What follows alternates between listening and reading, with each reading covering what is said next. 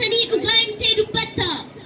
Kanaaf gammada garaa koof ga'ee ammayyuu nan dubbadha bagan Oromoo ta'e.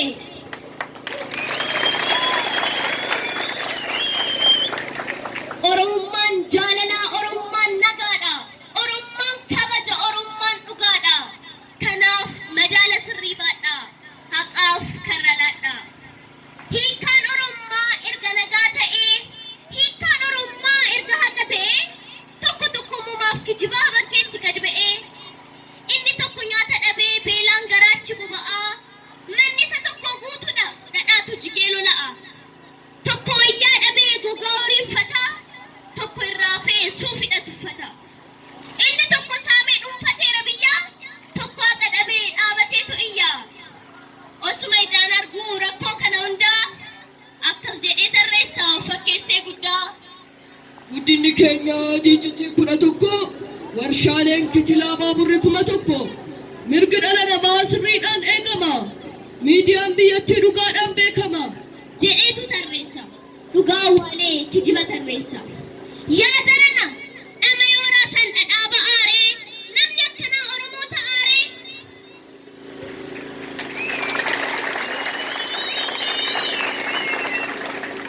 Tokko tokko immoo sammuusaa jibba kuusee gaariin hojjetamus qeeqa itti buusee osuma waan sirrii gurra isaatii qabu jibbaan soba malee waan dhugaa hin katabu.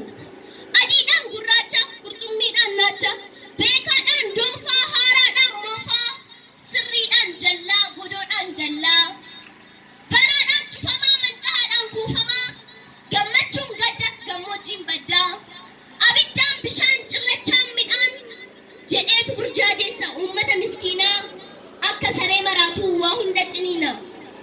Dhugaa yoo dubbanne galmee haqaa banannee ilmi haadhatti falmu nu keessaa hin dhalanne. Mi'a dhangaa saaqee akka ilmoo miti kan imaana nyaatu inni Oromoo miti.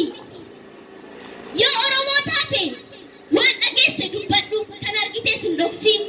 Soba buqqisi malee burqaa dhugaa hin gogsin. Adaraa yaa firaa, adaraa yaa firaa, isa biqile kuttanii isa guddate hin cabsinaa. Isa baname cuftanii isa sirrate hin dabsinaa. Isa qulqulluu boreessanii isa bilchaate hin gubinaa. Isa tulluu dhoqqeessanii isa bilchaate hin gubinaa. Kufuu namaa gammaddanii gadda isaa hin kolfinaa. Kulkuluu malaa agartanii madaa isaa hin orfinaa. Madaala Oromummaa baadhaa, haqaaf karra laadhaa.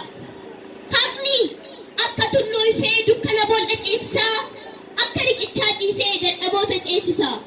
Dirree qajeelotaa jiisee qe'ee jallootaa gogsaa, gumbii garraamootaa guutee gootara amootaa onsaa. Fardarraa gaarii hiikee kooraa ulfinaa baachisaa, jaarsa Afrikaa biqilchee qorshoo shumburaa nyaachisaa. Galma guutuutaa suphee godoo eeyyotaa diigsisaa, miidhamtoota utubee diina qullaa fiigsisaa. Kanaaf madaala Oromummaa baadhaa, haqaaf karra laadhaa.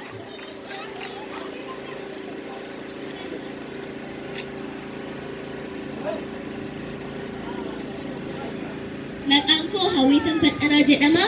Walaloo kana barreessee kan naaf laate dargaggoo Kaanee Muskaasaa hedduu galateeffachuun barbaada.